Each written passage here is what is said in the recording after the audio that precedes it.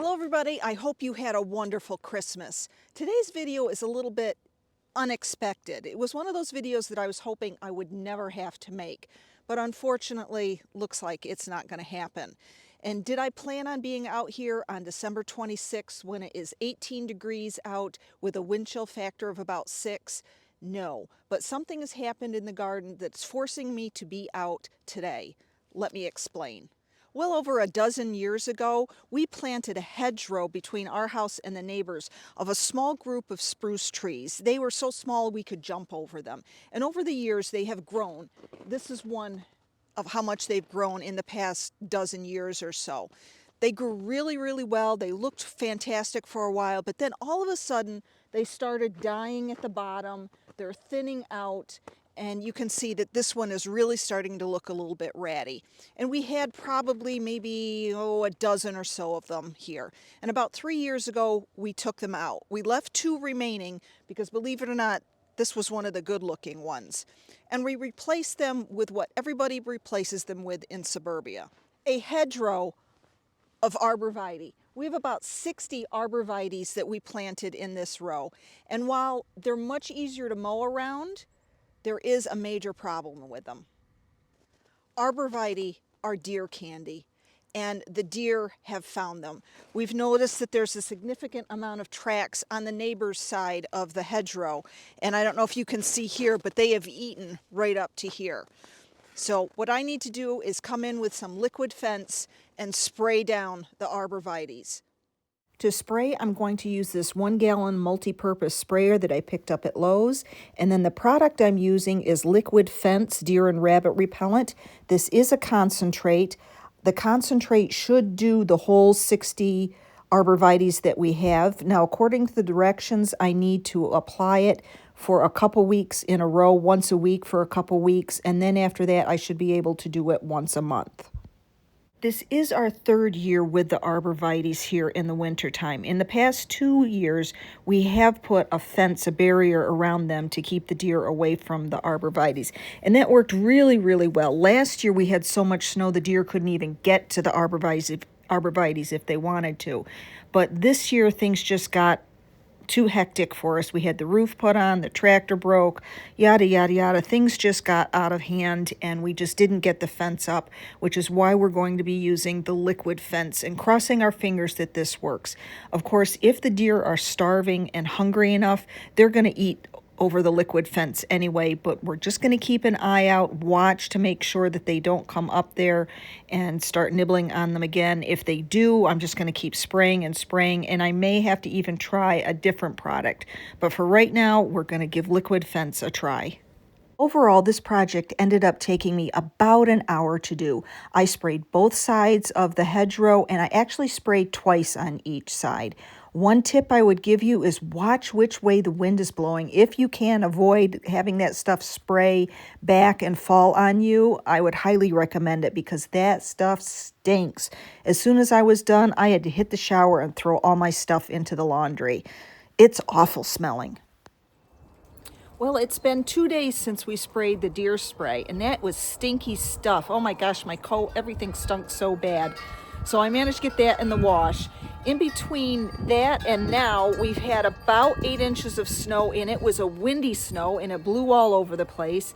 And then last night, we had freezing rain, and we now have very icy conditions. Let me show you what's going on here. It is about 1 in the afternoon, and you can see we still have quite a bit of ice here. You have to walk like a penguin out here. It was worse much, much earlier in the day, but it is still a slippery, slippery mess. And on top of the black ice that was down here last night, it was also had some wind gusts that did some damage. So let me show you what's going on. There's never a dull moment in the garden, even in the wintertime when you can't get out there. I don't know if you can see the limbs that are down from the trees here. See, there's a nice one right here. Big one there. And another one up there. We probably won't get to most of that until later in the spring. But you can see there's a lot of limbs down. We've had some really windy days. And that's the one thing about these river birch. They are very brittle trees. They're fast growing. And in general, fast growing trees tend to break very easily when the weather is on the crisp side. But that black ice last night really weighed down the branches quite a bit. We went to see A Christmas Story on the Syracuse stage because my sister and my nephew came up for a couple days. And coming back, you could just see the black ice, or the ice on top of all the snow. So when you were driving at night, you could see the reflection. And the driveway, we're going to be working on that, trying to get this ice out because we are expecting more snow tonight. Tonight and the next day up until New Year's, we're looking at probably 7 to 14 more inches.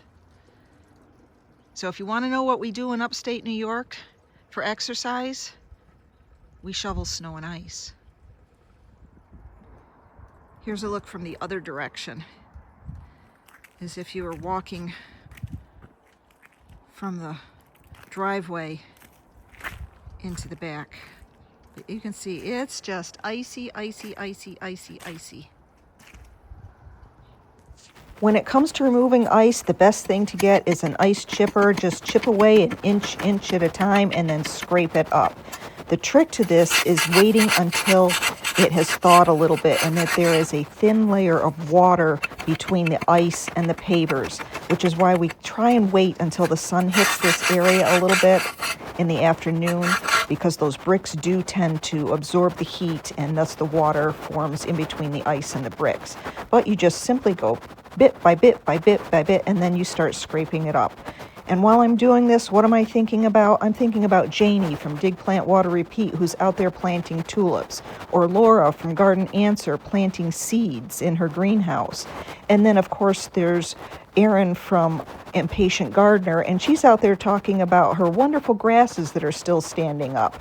Here, all I have is snow, and while I do truly appreciate the change of seasons, sometimes shoveling snow can be a little bit monotonous and boring. But that's what it's like here in upstate New York.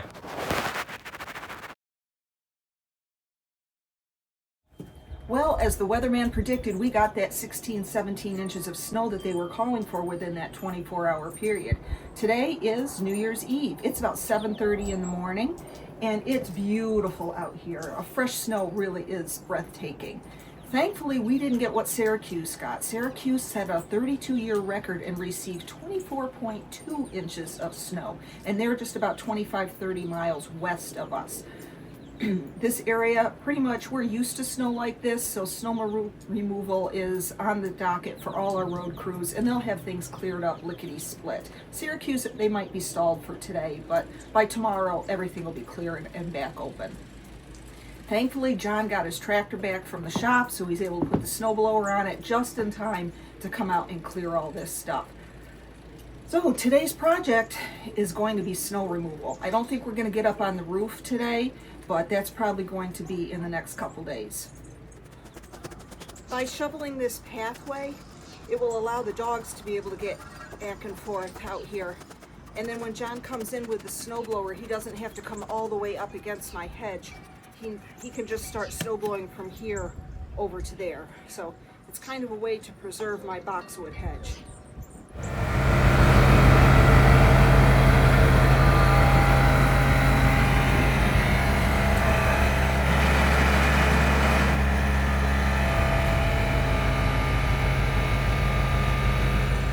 If you don't live in snow country, you might not know this, but one of the worst things that you can do with a fresh snow is to walk through it, because that compacts the snow down and it basically leaves a hard pack of snow underneath, and it can make it very difficult to shovel, which is why we always keep a shovel by each door so you can shovel your way into the house or you can shovel your way out of the house.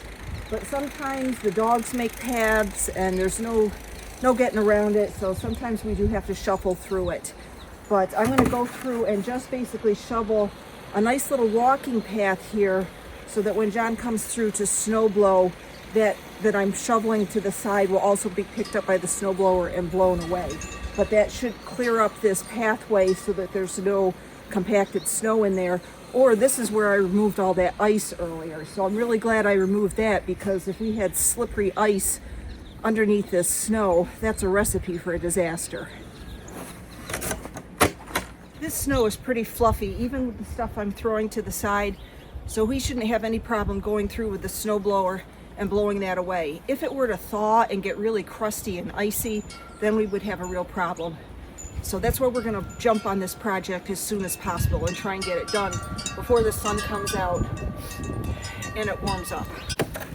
I am going to try and shovel the front sidewalk. And the main reason for that is because we had such winds the other day that there are branches. I can see some sticking up here, and we don't want to take the chance of those branches being sucked up into the snowblower and breaking it or jamming it, especially when you need your snowblower this time of year. If you take it to the shop, you've pretty much lost it for the season because they're so backlogged with it. So we got to take care of our equipment, which is why I'm going to hand shovel to make sure that there's no sticks to get caught in the snowblower. When you get an inch or two of snow, it's no big deal to go out there and shovel it. But when you're expecting a foot or more, it's important that you do things in stages. Last night we were out and we shoveled 8 inches. This morning we're back up shoveling the 8 inches that fell last night. Now last night we didn't do the driveway, we just did the sidewalks. Today it's going to take us about 3 hours to clean the sidewalks, the driveway, and do everything. We're not going to do the roof, but by doing things in stages, it does save your back. One good thing about this freshly fallen snow is that if any deer have come up near that arborvitae hedge, I would definitely see some tracks in the snow. Fortunately, I don't see anything. Now, I'm going to hope that it's because the deer away is working, but realistically, it's probably because the snow is so deep that they haven't wandered up from the fields and from the woods yet. If they're hungry enough, they're going to come up here. Cross our fingers that this deer away works. Happy New Year, everybody. You'll never guess what happened here last night. It snowed. We got another couple inches of snow, and we're expecting 3 to 5 inches in the next 24 hours. So if you're ever wondering how I'm spending my time in the garden this time of year, just think snow removal. Here's hoping that 26 is a wonderful, happy, healthy, and productive year in the garden. And I hope all of you guys are getting out in your garden and having more fun than I am. Take care, and we'll see you in the next one.